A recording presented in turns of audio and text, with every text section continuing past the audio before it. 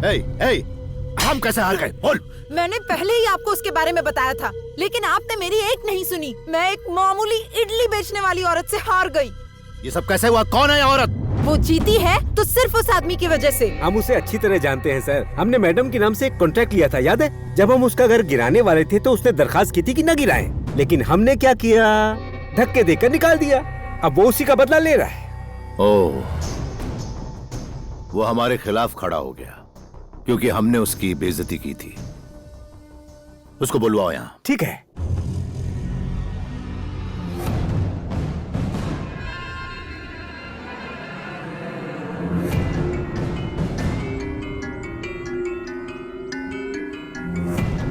कौन है? कौन है कमल? कहाँ है?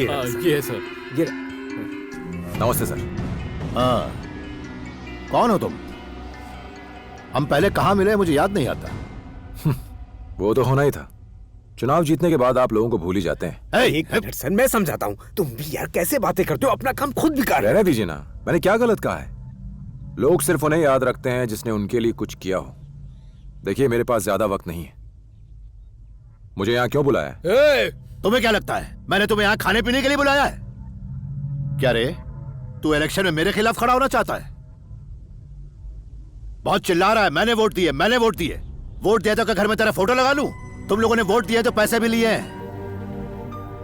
तुम लोगों की औकात नहीं कि मुझसे बात कर सको, क्योंकि तुम लोगों को मैंने 5 साल के लिए खरीद लिया है। तुमको अपने एक छोटे से घर की इतनी फिक्र है? अंदाजा भी है कि इस पोजीशन के लिए मैंने कितना पैसा पानी की तरह बहाया है? करोड़ों रुपया लगाया है, करोड़ों। उसके बाद मैं तुम लोगों की जी हुजूरी करता रहा हूं। वो सब पैसा मुझे वापस चाहिए। ये पॉलिटिक्स नहीं, बिजनेस है। सर, मैं ना तो पॉलिटिक्स जानता हूँ और ना ही बिजनेस। वो घर मेरी लाइफ है। आपके लिए वो ईंट और पत्थर होगा, पर मेरे लिए वो एक मंदिर है सर। और उसे बचाने के लिए मैं कुछ भी कर सकता हूँ, कहीं भी जा सकता हूँ। ये बेवकूफ है क्या? कहाँ जाएगा तू? कहाँ जाएगा तू? कॉर्पोरेशन कमिश्नर के पास, एमएलए एमपी के पास, मंत्री के पास? जहां भी जाएगा मेरे पास वापस आना ही पड़ेगा। मेरी बात का बुरा मत मानना सर। आप भले ही सीएम होंगे और मैं हूं एक आम आदमी, पर अगर आप चुनाव हार गए तो आप भी आम आदमी बन जाओगे। आपको फिर इस पोस्ट के लिए हमारे पास ही आना पड़ेगा। अपनी पोजीशन का रौब मत झाड़ो। अगर आप अपनी पोजीशन के लिए कुछ भी कर सकते हैं तो मैं भी अपने घर के लिए कुछ भी कर सकता हूँ। क्या करोगे तुम? क्या करोगे? हाँ, मैं चुप हूं तो तुम बकवास करते ही रहोगे। मैंने कचरा साफ करने का कोई कॉन्ट्रैक्ट ले रखा है? तुम कॉर्पोरेटर को लाओगे और सब कुछ साफ कर दोगे? याद रहे, फंक्शंस में रिबन काट कर नहीं, लोगों के गले काट कर यहां तक पहुंचा हूं।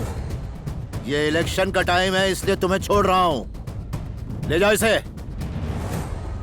पागल हो गए हो क्या? किस तरह बातें कर रहे थे? खुशनसीब हो जो तुम्हें जिंदा छोड़ दिया इसने। अब जल्दी जाओ यहाँ से। कहाँ जाएगा तू? कॉर्पोरेशन कमिश्नर के पास, एमएलए एमपी के पास, मंत्री के पास? मैंने कचरा साफ करने का कोई कॉन्ट्रैक्ट ले रखा है? तुम कॉर्पोरेटर को लाओगे और सब कुछ साफ कर दोगे?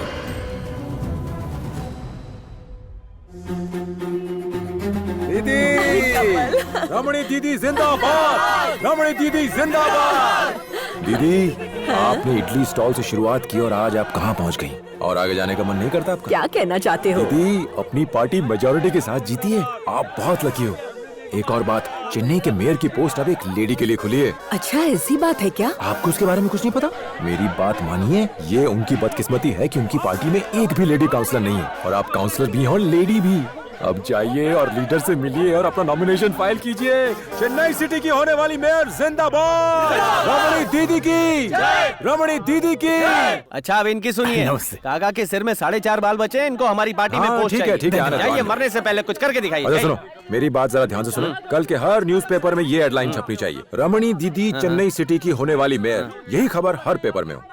ओके, और एक बात लिखवाना, रमणी दीदी ने शेखावर जी को धन्यवाद अब ये किया। शेखावर कौन है भाई? पता नहीं, रमणी दीदी ने कहा है। तुम जाओ। हाँ ठीक है। तुम्हें नहीं पता शेखावर कौन है? कौन है? अरे वो करोड़पति है, बहुत बड़ा आदमी है वो। दीदी से अच्छी जान पहचान है। सिर्फ इतना ही नहीं, पॉलिटिक्स में उसकी पहुंच बहुत ऊपर तक है। तुम्हारा जवाब नहीं माना, हर चीज की खबर रखते अरे हो। मैं वॉचमैन हूँ तो वॉच तो करूंगा ना सबको। हाँ हाँ, क्यों नहीं, वॉच करते रहो, तरक्की हो जाएगी।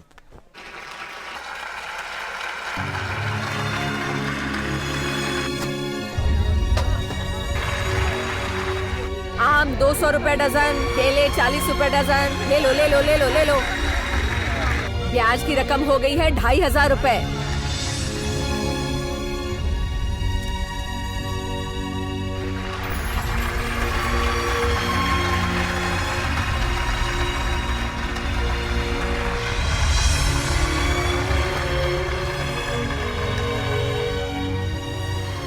मैं रमणी अय्यर ईश्वर की शपथ लेती हूँ,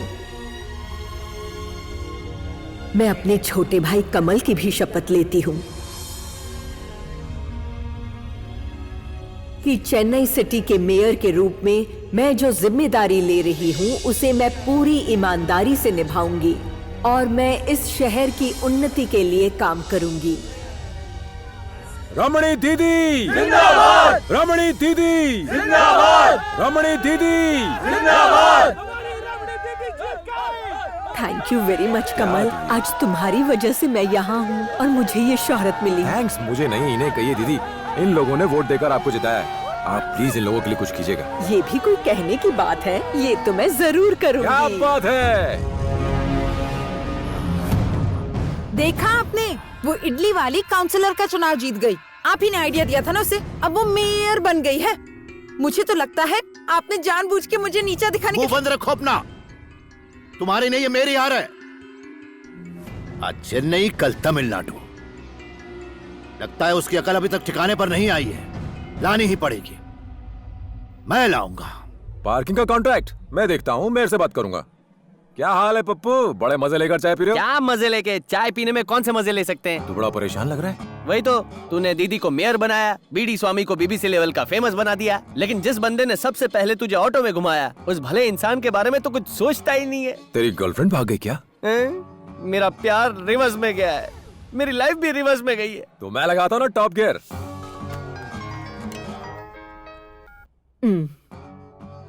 हाँ कमल। सॉरी दीदी, मैंने आपको डिस्टर्ब तो नहीं किया? नहीं, बिल्कुल नहीं। मुझे आपकी मदद चाहिए।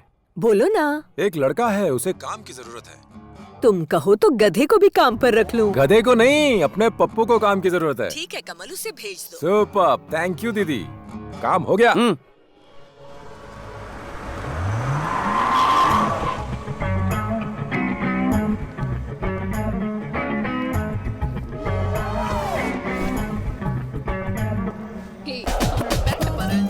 फिजिक्स के लेक्चर में कितनी नींद आती है ना। सच में। ओ क्या जोक मारा है, हंसी नहीं आई।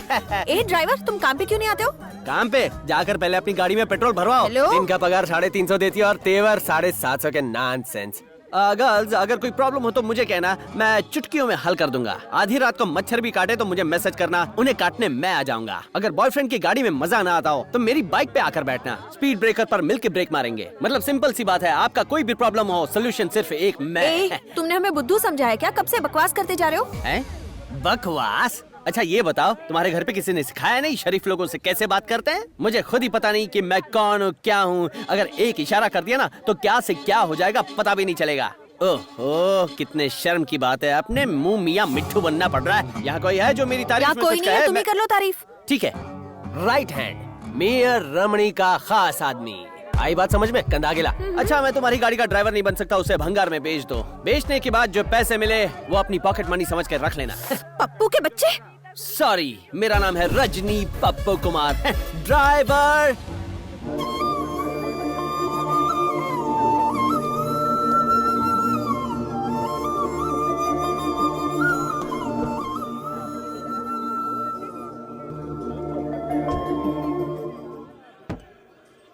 क्या यार, पहले मैं खाली बोतल था जिसको सिर्फ भंगार में बेचा जाता है, पर तूने मुझ में वाइन डाल के मेरी कीमत बढ़ा दी। वाकई तेरा दिल दरिया की तरह है। और वहाँ देख, तेरी आंटी की बेटी, क्या नाम है उसका, श्रीदेवी, उसने कुछ भी जाने बगैर तुझे छोड़ दिया। ऐसा कोई कैसे कर सकता है?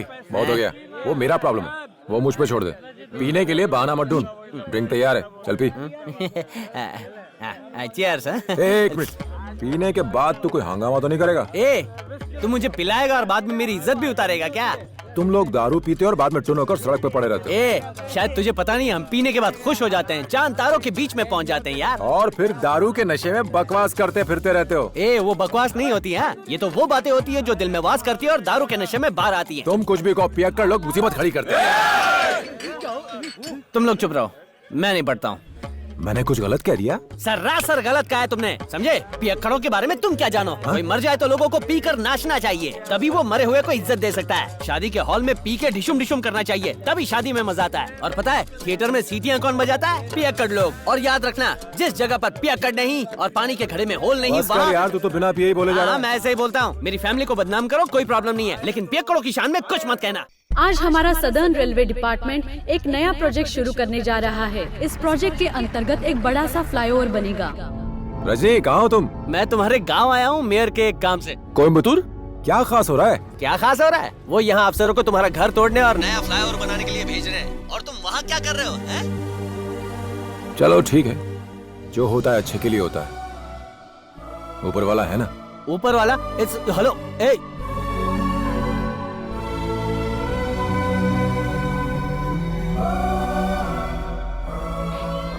हाँ बोलो कमल।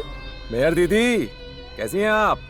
इलेक्शन जीतने के बाद तो आप एकदम बिजी हो गई हैं। हमें भूल मत जाना दीदी। तुम ऐसे क्यों कह रहे हो? मैं ऐसा कर सकती हूँ क्या? दीदी, आपको इलेक्शन जीते 1 हफ्ता हो गया है, आपने जनता के लिए कुछ किया? तुमने तो सोचा है ना मुझे क्या करना चाहिए, अब तुम ही बताओगे। हाँ, मैं तो तब बताऊंगा ना जब आप मुझसे पूछेंगी। सुना है कुछ लोगों ने वो जमीन हथिया ली है जो सरकार की है, और आपको वो जमीन उनसे वापस लेनी चाहिए, फिर चाहे वो लोग वीआईपी हों या वीवीआईपी हों। प्लीज वो जमीन वापस ले लीजिए। हे, मैं तुम्हारी बात समझ गई। कॉरपोरेशन का खजाना खाली है। आमदनी बढ़ाने के लिए हम रोज नए नए प्लान बना रहे हैं। कई लोगों ने सरकारी जमीन पे कब्जा करके रखा है। हम वो जमीन वापस लेंगे, वहाँ नए घर बनाएंगे, लोगों को किराए पर देंगे। इससे सरकार की आमदनी में बहुत बढ़ोतरी होगी। चाहे जो भी हो, क्या आप एक्शन लेंगी? मैं अच्छी तरह से जानती हूँ आप क्या पूछना चाहते हैं। अब चाहे वो वीआईपी हो या कोई बड़ा वीवीआईपी हो, या फिर वो हमारे चीफ मिनिस्टर ही क्यों न हो, कानून अपनी ड्यूटी जरूर पूरी करेगा, देखना।